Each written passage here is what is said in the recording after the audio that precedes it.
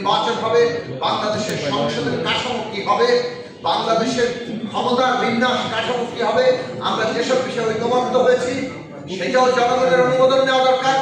যেসব বিষয়ে নজর দিচ্ছেন কিংবা পার্থক্য আছে সেটা নিয়ে জনগণের কাছে যাওয়া দরকার। আগামী নির্বাচনে ফয়সালা হবে, জনগণ ভোট দিয়ে ঠিক করবে বাংলাদেশের ভবিষ্যৎ কি হবে। জনগণের ভোট ছাড়া, জনগণের অনুমোদন ছাড়া আজকে যদি মনে করেন আমি তাল গাছটা আমার কিংবা এটা আমার না হলে নির্বাচন হবে না, স্পষ্টত এটা ভুল লাইন, এটা অভ্যুত্থানকে বিপদগ্রস্ত করার লাইন। আশা করি সমস্ত রাজনৈতিক দল এই উপলব্ধির মধ্যে থাকবেন। আমাদের কথা শেষ, আমরা পরিষ্কার করে বলতে চাই বাংলাদেশের আগামী যে সংস্কারের প্রশ্ন, বিচারের প্রশ্ন, এটা একটা অপরিহার্য প্রশ্ন। বিচার ছাড়া এই রাষ্ট্রের নতুন যে যাত্রা এটা সম্ভব হবে না। কেননা রাষ্ট্রের কাজই হচ্ছে ন্যায় বিচার প্রতিষ্ঠা করা।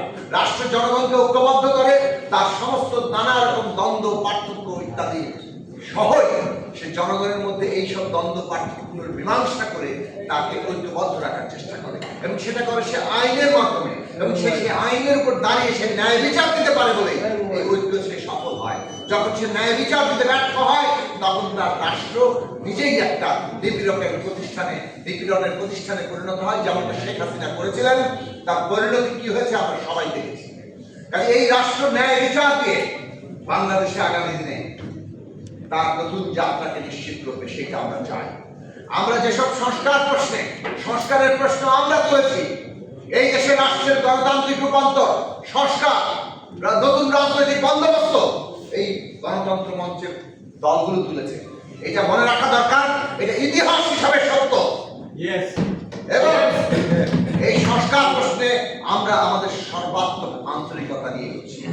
আমরা মনে করি ক্ষমতার যে ভারসাম্য, শক্তির যে ভারসাম্য, তাতে আমাদের কনসেনসাস, সমঝোতা, ঐকমত্য হচ্ছে পদ্ধতি।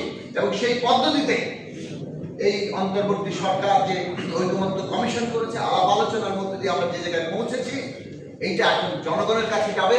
জনগণ রায় দেবেন, জনগণ যাকে বিজয়ী করবেন সেই অনুযায়ী বাংলাদেশের পরিচালনা হবে। আর সেই কারণে সংস্কার সম্পন্ন করার জন্য আমরা নির্বাচনের কথা বলি। বিচার, সংস্কার, নির্বাচন এই মুহূর্তে বাংলাদেশের প্রধান জাতীয় স্বার্থ, এবং এই স্বার্থকে ক্ষতিগ্রস্ত করা একটা আত্মঘাতী অবস্থানের সামিল। কাজেই প্রত্যেকের এই উপলব্ধি থাকা দরকার যে আমরা বাংলাদেশকে যাতে বিপদগ্রস্ত না করি। নির্বাচনের তারিখ ঘোষিত হয়েছে, মধ্য ফেব্রুয়ারির মধ্যে নির্বাচন হতে হবে।